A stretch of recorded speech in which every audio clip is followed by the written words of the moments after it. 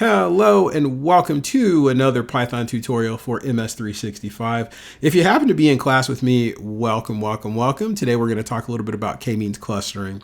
If you happen to fumble across this just looking for some help with Python or machine learning or all things business analytics, stick around. Hopefully I can help. You don't have to be in class with me in order to follow along. So let's just jump right in and see what we can do. So up until this point, we have worked exclusively with supervised learning techniques. We've worked with multiple linear regression, we've worked with k-nearest neighbors, we've worked with naive Bayes, and all of those are indeed fantastic. They're super duper helpful, but they're all just one type of machine learning, being supervised learning. So now as you start to continue on your data journey and you learn new skills, what you'll find is there's really three big areas of machine learning that you'll work with, at least when you're getting started. And I wanted to transition from the one that we've worked with so far, which is supervised learning, into something else. So let's talk about that first. Okay. So first thing I wanted to talk about is the concept of the three different areas that you'll see when you get started out. So where we've been in class to this point has been all in supervised learning. With supervised learning, you start off with both your input data and you have corresponding labels that go along with that data. And then from that, you're going to get mapping, you're going to get an output that comes out to that. So you're going to build a model based on both knowing the input data and knowing the corresponding labels with that data. So for example, today we're going to be working with a data set on diabetes. You would know a person's blood pressure and BMI and glucose levels, and you would also know that they have diabetes or they don't if you're working in supervised learning. And that's what we've done to this point. Now, what's different with supervised learning versus unsupervised learning? So unsupervised learning is completely different in that you don't have labels that go along with your data. You simply have data. So instead of me taking the time to say, hey, this is a person with this glucose level, and this is a person with this body mass index, and that person has diabetes, instead of doing that, I will give the model only features without labels. So I don't know if this person has diabetes or not. I'm going to do something different. What I'm going to do is I'm going to group all of these people or these observations inside this data set together using similarities. Now, in this particular case, we'll be using K-means clustering, which works off centroids and Euclidean distance. But depending on what algorithm you use, it could be slightly different. Okay, so that's what we're doing today. And in this particular class, we won't do anything with reinforcement learning, but that is also something that's very important. So now, just to summarize, to put it into something that's a little easier for the everyday college student, check out this illustration. So if you're taking a regular class, or even what we're doing right now, you could look at that and say, this is supervised learning. You can say it's supervised learning because I have a goal at the end of this. Obviously, you're going to create K-means clustering using Python and Jupyter notebooks. I've got a complete agenda that we're going to walk through along the way. And at the end of it, hey, you're going to come out of this exactly with what I was hoping you were going to come out with. Versus unsupervised learning is you going out and just learning whatever skills you want, right? So there's no particular structure to it. You're going to get all of the potential inputs, right? Every book on machine learning, every book on Python, you're going to read through them, and the outputs or the outcome is going to just be what it is. Okay. So now, speaking about clustering, I've got a really easy example on how clustering could work. So here's a fun data set for all you animal lovers out there. So on the left-hand side, what do we have? We've got pictures of cats and we got pictures of dogs. So naturally, this is a very easy thing that we can cluster, right? So if we look at all the different features, right? We look at the black nose, we look at the black collar, we look at the pointy ears and the curly tail. We could easily say, you know what? We've got a cluster of cats. And we got a cluster of dogs over the top. We got a cluster of cats at the bottom. So this is just a real example of what that means. So it's basically grouped data sets or data points inside your observations together based on similarities. Now, maybe you know those similarities. Maybe it finds the similarities, but you're going to give it features and it's going to do its thing. Okay. So today, that is what we are going to do, and specifically using an aspect of sklearn called K-means clustering. Now, we spent all of class last week talking about how K-means clustering works with centroids and with Euclidean distance and calculating the error between them. So I don't want to spend a ton of time on the background underlying math of it. What I would like to do is I would like to jump right in, and I figure what you really showed up for is to see how to actually do this. in Google Colab using Jupyter Notebooks in Python. So I'm going to jump out of this completely. We don't need this anymore. Bye-bye PowerPoint. And I am going to jump right into Google Colab. Now, what I have done so far is not much. The only thing I've done in Colab is I have mounted my Google Drive already, and I'm going to start with you from scratch. Now, if you are in class with me, we are going to use our diabetes data update worksheet, or excuse me, file. That is an Excel file that we're going to mount into Google Colab. And then from there, we will then go about creating our clustering, and I'll walk you through a few things in order to make that work. So the first thing we're going to do is we're just going to go ahead and mount our, excuse me, not mount, but import some libraries. So we are going to, let's move our microphone back a little bit. There we go. Give myself a little keyboard room. So we are going to import pandas, as we do for pretty much everything, as pandas is the prevailing way for us to load a data frame. Wouldn't it help if I spelled pandas right and I actually said import pandas as PD? So as of right now, all we've done is imported pandas, and we're going to take that diabetes data set and we're going to load that into a data frame. So we're going to go data frame equals pd.read underscore, and I believe it to be an Excel file, but if not, we'll make that change. Read Excel. And we will, load that in, and we're just going to take a look at it. Perfect. All right, so here we have our data set. So inside this data set, we've got a ton of numerical data. This is all very good. That is going to tell us if you have diabetes, yes or no at the end, right? So this is the data set we've been using.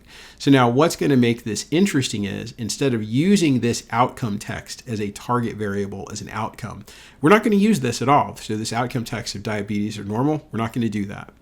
What we're going to do is we're going to look at all of these other things, or one or two different features within this, and we're going to try to create clusters of similarities based on different things from within inside this. So we're going to ignore this outcome text at the end. We're just going to make that go away completely. We could drop it if we want to, but instead, to make it easier, we'll just create a new data frame from this all, and then work from there. So what I'll do is let's just take, say, age and body mass index. So we're going to start with that. So since we don't want all of this data set, what we're going to do is create a new data set. We'll call it DF1. And DF1 is going to be comprised of just two columns from our original data set. That's going to be BMI, and that's going to be age. And now this DF1, that's what we're working with. Perfect. So we no longer have an outcome variable. All we want to do is look for similarities or clusters with an age and body mass index. That's all we want to do. So now before we do that, there are a couple of things we're going to need to do. We're going to need to import some libraries. So now the libraries that we're importing, the ones we're going to need KMeans Clustering. We no longer need the train test split module, right? Because we're not going to validate the way we normally would. So we don't really need train test split. But what we will need, because remember at the beginning, I mentioned that K-means clustering uses Euclidean distance. Since K-means clustering works on Euclidean distance, or the distance between 2 points, what we will have to do is normalize these scores. We will have to normalize these values using that min-max scalar before we do anything else. So these things have to be on a standard scale because age is obviously on a different scale from body mass index. So we're going to need to do that before we go through and do our clustering. Why? Because it uses Euclidean distance, and that obviously is going to make a difference, right? If this were a different kind of algorithm, we may not need it, but we will for this. So what we're going to need to do is we're going to need to import some libraries. Now, because I've been talking to you about this, I'm going to do it down here. If you're doing this in class though, or if you're doing this just for you, I would probably import all the libraries all at once. So I'm going to go back up top here, and we're going to bring some things in, and we don't need that many, okay? So what do we need? We are going to need from sklearn .preprocessing, processing, we are going to need the min-max scalar, like so, okay? Now, on top of that, we actually need the model, don't we? Like, we actually need the K-means that we're going to do today. So we'll do from sklearn cluster, we are going to import K-means, like so. And we're going to do some visualization at the end. So because we're going to do some visualization, at the end, we'll go ahead and pull in matplotlib as well. So we'll do import matplotlib .plyplot. There we go. as PLT. And now we're good. Cool. So the first thing we're going to want to do here is we're going to need to use our min-max scaler in order for us to normalize the data. So the first thing I'm going to do is I'm going to take this df1 and I'm going to make it a little bit easier on myself. So I'm going to create a variable called x, and I'm going to say x is df1 because x is ultimately going to be our features. Okay. So now we want to use our min-max scaler. So we need to create an instance of that min-max scaler. And this is exactly what we've been doing so far. So this is nothing special. This is exactly how we would have always done it. Just like if we were using k-nearest neighbors. Okay. So now that we've gone through and done this, we need to go through, or now that we've created this instance of the min-max scaler, we are going to use that scaler to fit and transform the data that we have in our df1 data frame. So how are we going to do that? Well, we'll create a normalized df. And what we'll do from that is we'll use pandas in their data frame option here.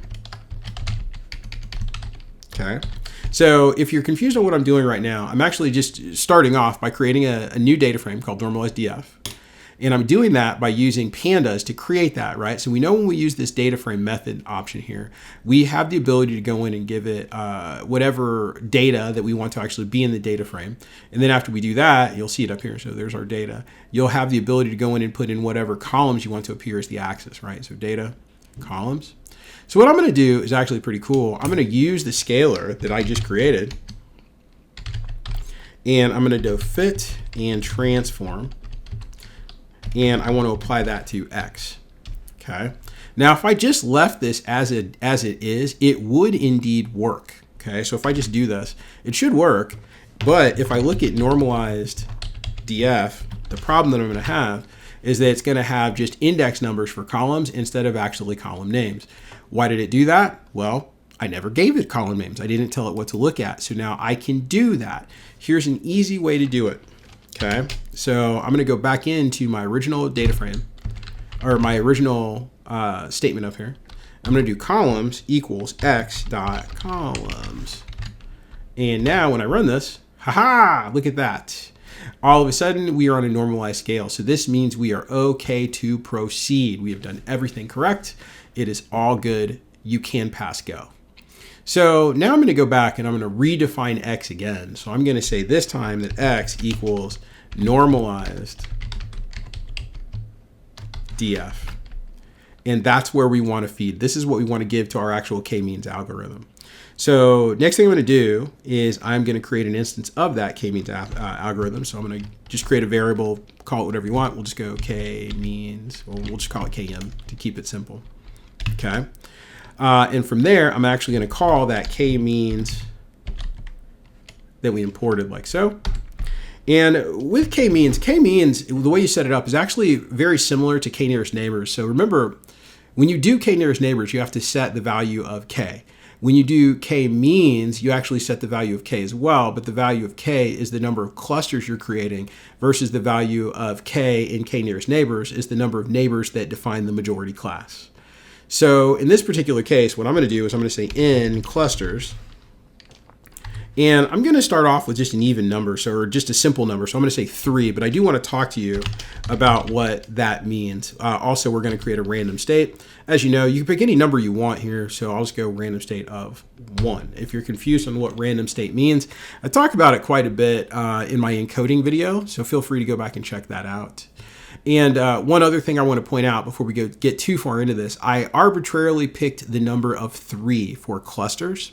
There are several different ways to come up with the ideal number of clusters. And if you refer to your book, it'll talk to you about something called the elbow method. That's actually a pretty good way to do it.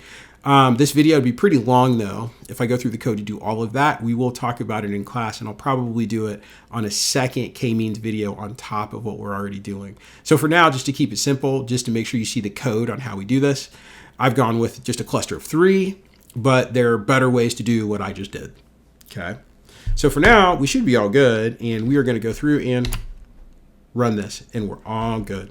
So next thing we want to do is we want to fit this. Okay, so we're going to go km.fit,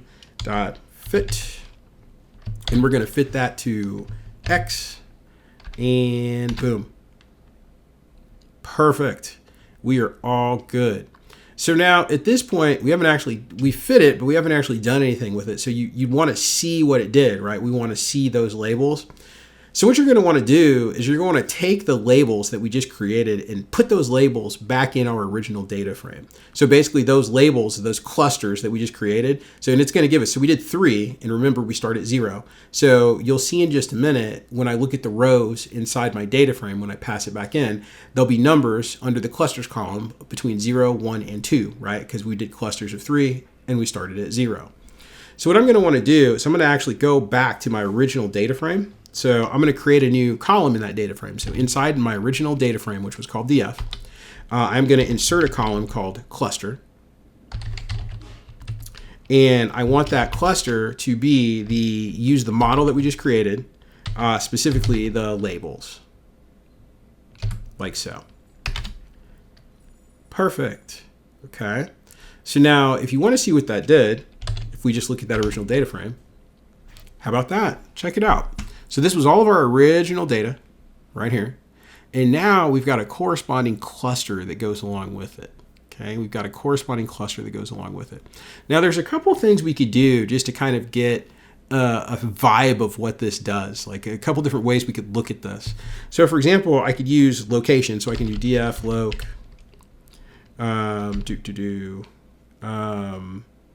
cluster.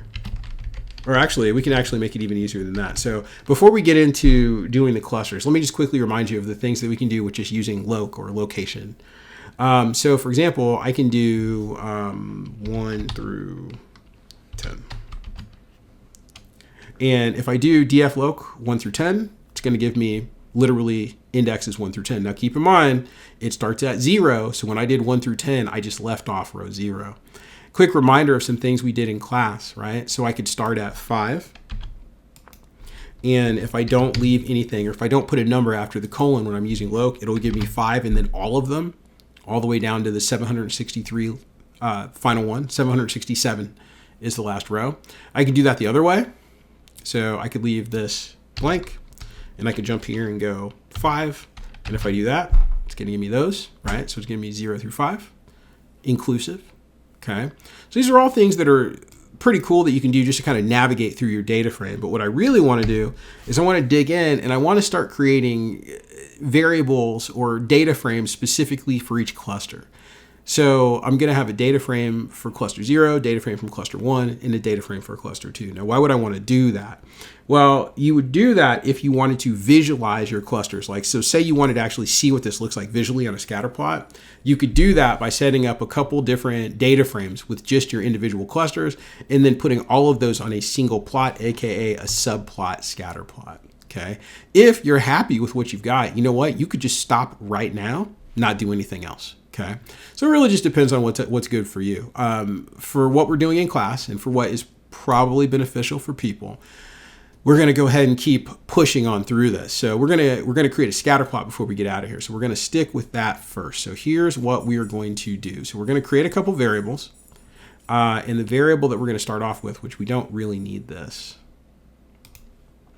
is I will call it cluster 0. And what I want to do with cluster 0 is I'm going to take my data frame, which is df, my original data frame. Okay. And from there, I'm going to use that loc that we just talked about. So I'm going to go df.loc, which is short for location. Okay. And from there, instead of me just feeding it in numbers or row index numbers, I'm going to do something different. I'm going to say within that df loc, I'm going to take my data frame again, specifically my cluster column. And from that cluster column, I only want clusters that have a value of 0. Cool. So now here's what that does for you. Check this out. So now if I look at cluster 0, that's all I've got. So I've got a data frame of just 0. Okay. Now that's what we're going to plot, but we don't want to plot it on its own. We want to plot it against the other 2, right? Because it's 0, 1, 2. So now here's an easy trick. I'm just going to copy this. I'm going to paste it twice. And I'm going to go 1, 1. So that's for cluster 1. and 2, 2 for cluster 2. Now we're going to run this. And now if I look at cluster 1, these are only data points that are cluster 1. And now this is interesting, right? Notice some of them have diabetes, some of them don't. So something in here is similar in distance based on the concepts of centroids and Euclidean distance and all the stuff that we learned earlier. But some of them have diabetes, some of them don't. So there's some areas that we could investigate here. Okay. Same with this. Let's go with cluster 2. Same thing. Now this is really interesting to me, if you were to ask, right? So cluster 2, just at first glimpse, if I look at cluster 2, there's a lot more diabetes just in the first 11. Now what I could really do is a value count here. So I could do cluster 2 value counts based on outcome text, and it would tell me how many people in cluster 2 have diabetes versus not. Okay, so I could do some more exploration here. But for now, we've got 3 bundles of people based on the similarities in age and body mass index.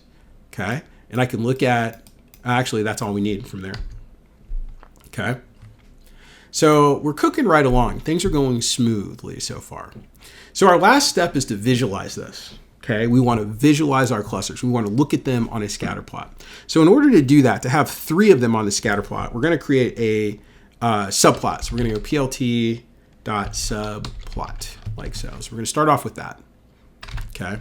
Now that's not going to do anything on its own, but I like to run it sometimes just to make sure I haven't typed anything incorrectly. So now what we're going to do from here is we're going to start actually putting this all together. So just like you've learned before, we're going to go plt.scatter to create our scatter plot. And remember, when you do the scatter plot, you're going to have an X and you're going to have a Y value. So our X value, I believe to be lowercase, our X value is going to be df dot, we can go with either age or BMI. It doesn't really matter which order. I'm thinking about it. We'll go with age. Okay. And our Y is going to be df dot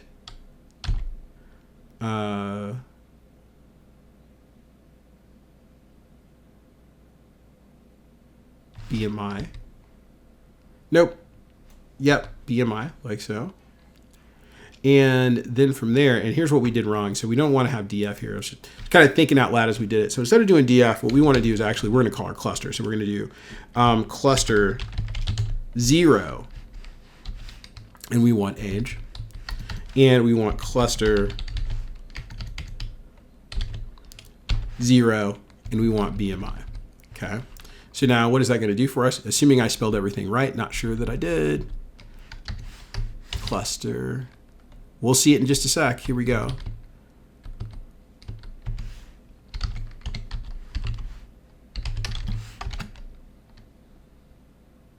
She's thinking. Oh no, we spelled something wrong. Age is capitalized. There we go. So look at that. We've got ourselves a cluster. So this is good. So now there are a couple things we can do to make this a little bit better. So I'm going to define a color and I'm going to define the size. So we'll say color equals, and we'll start this first one with red. And we'll say that size equals, I don't know yet. So I'm going to say 10, but we may change that in just a minute. And there we go. So there's our first cluster. So now all we need to do to finish this out is we're going to copy and paste this just like we did up here. And we're going to change cluster 0 to cluster 1. And we're going to change cluster 0 here to cluster 2.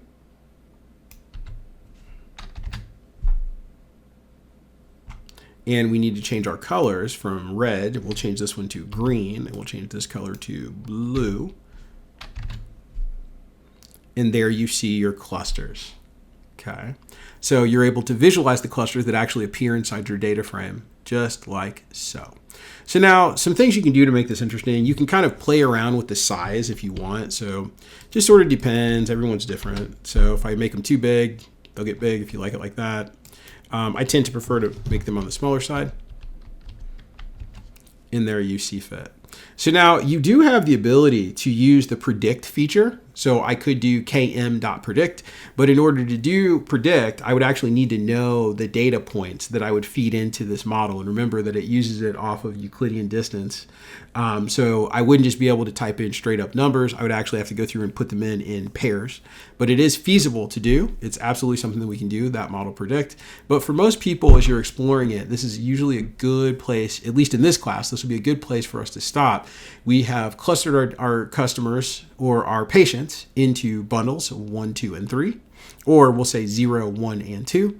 And we'll have time, or we'll have the ability to dig into these clusters and look for similarities within that data based on these clusters. So this is a good place for us to stop. I will download this notebook and upload it to Canvas for you. So you're able to follow along, and that'll help you as a tool with your homework. As always, I like to say, hey, I just do this because it's fun, and I think it's interesting that people are now into the cool, nerdy stuff that I'm into. So if this helps you, hey, please feel free to hit that like and subscribe button. It just makes me feel good. Like I don't get anything out of this at all other than my own nerdy satisfaction. So hopefully this helps you guys out. I look forward to seeing you in class very soon. Have a happy and safe night, and we will see you on the next video.